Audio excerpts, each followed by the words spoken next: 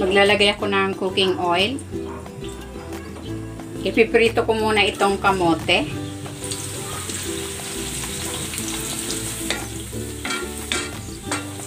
Prinito ko muna yung kamote para maganda yung texture. Hindi siya magiging mushy pag nilagay na natin sa ating lumpia. Ayan, okay na ito. Hanguin ko muna.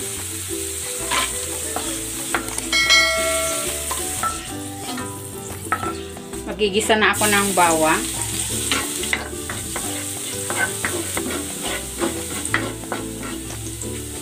At ng sibuyas.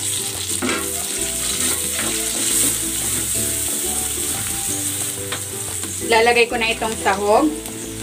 Ayan, kahit kunti lang itong ating sahog. Malayo ang mararating nito. Mas masarap yung ating lumpia pag may sahog. Kahit kunti lang.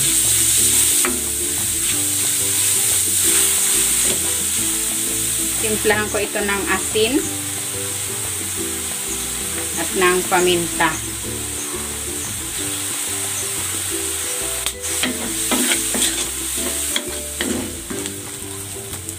Igigisa ko na tong carrots.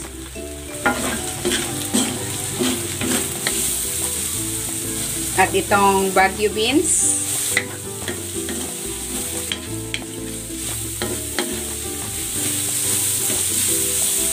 Maglalagay ako ng oyster sauce.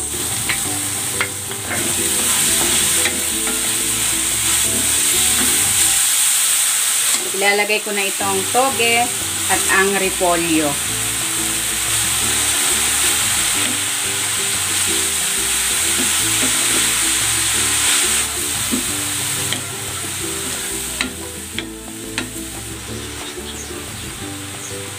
Babalik ko na dito itong kamote at maglalagay din ako ng spring onion.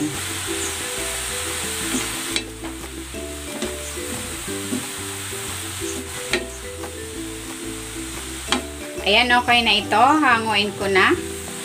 Then, ilalagay ko ito sa colander para ma-drain yung excess na sabaw. Ayan, magbabalot na ako. Mayroon ako ditong medium lumpia wrapper. Maglalagay ako ng 1/4 cup na toge mixture. Ayan.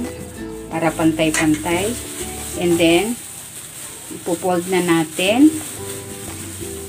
Itupirin natin yung magkabilang dulo. And then, i-roll na natin. And then, meron ako ditong harina na tinunaw sa tubig pandikit. Ibabrush natin dyan sa dulo para dumikit. Then, i-roll na natin.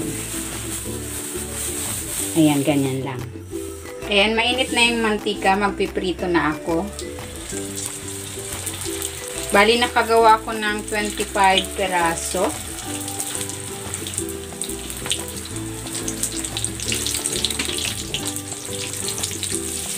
Hanguin ko na ito.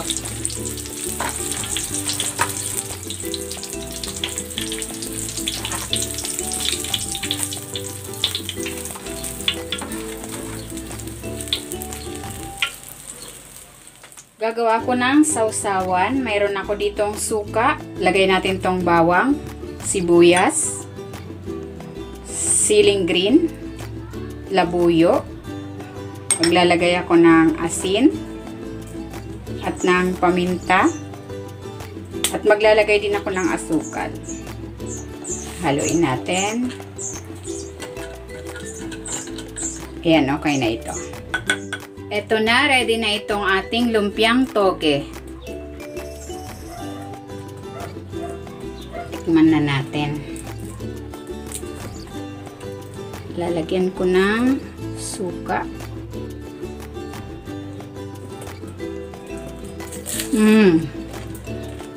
Sarap. Malinamnam. Sarap talaga na merong sahog kahit konti lang.